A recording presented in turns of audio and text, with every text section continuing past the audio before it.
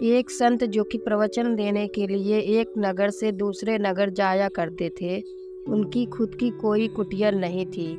वह सदैव एक जगह से दूसरी जगह जाया करते थे, प्रवचन करते और जो भी भिक्षा मिलती उसी से पेट भरते। जीवन में और ज़्यादा की कोई इच्छा नहीं थी।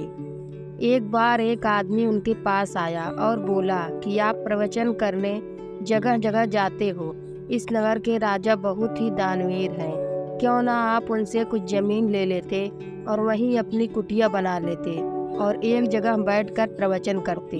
संत को यह बात अच्छी लगी। वह दूसरे दिन सुबह सुबह राजा के दरबार में दान के लिए पहुंच जाते हैं। वह जाते तो सुबह है, लेकिन उनसे पहले कई सारे लोग दान के लिए पहुंचे रहते हैं। सभी को दान देने के बाद जब संत का नंबर आता है तो राजा ने इनसे भी पूछा कि बाबा आपको क्या चाहिए। संत ने उत्तर दिया, मुझे अपनी कुटिया बनाने के लिए और प्रवचन करने के लिए आपके राज्य में कुछ जमीन चाहिए। राजा ने कहा, आपने इतने पुण्य का काम हमारे राज्य में चुने हैं, ये तो हमारे लिए बहुत गर्व की बात है। बताइए आपको कितनी जमीन चाहिए। राजा का यह प्रश्न अब संत को भ्रम में डाल रहा था। वह सोच में पड़ गए कि 1 बीघा जमीन ठीक रहेगा। फिर विचार आया कि 2 बीघा ले लेता हूँ, जिसमें कुछ पेड़ भी लगा लूँगा। बस यही सब सोच रहे थे कि राजा ने फिर पूछ लिया कि महात्मन आपको कितनी जमीन चाहिए। संत अब भी कुछ नहीं बोल पा रहे थे। फिर राजा ने कहा, वह जो मैदान है उसके एक सिरे से चलकर शाम तक आप जितने भी दूर चलेंगे वह सारी जमीन आपकी हो जाएगी। राजा की यह बात सुनकर संत बहुत खुश हो गए। दूसरे दिन सुबह बिना देर किए संत तुरंत रास्ता नापने के लिए निकल गए। इधर राजा ने अपने कुछ सिपाहियों को भी लगा दिया कि रास्ते में जब बाबा को भूख प्यास वगैरह लगेगी तब खाना और पानी दे देना।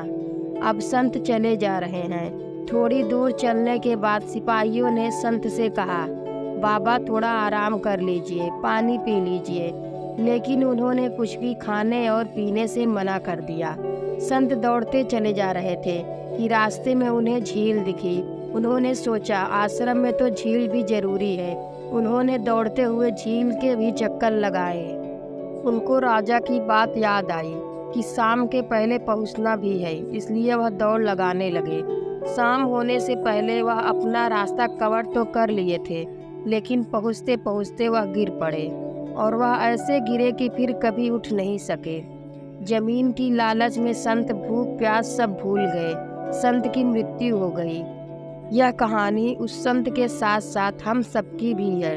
हमारे पास जो है, जितना भी है, हम उसमें खुश नहीं रहते हैं। हम सब और चाहिए की लालसा के पीछे भागते रहते हैं। लेकिन हम सब यह भूल चुके हैं कि असल ज़िंदगी दौड़ने भागने का नहीं, बल्कि असल ज़िंदगी तो जीने का नाम है।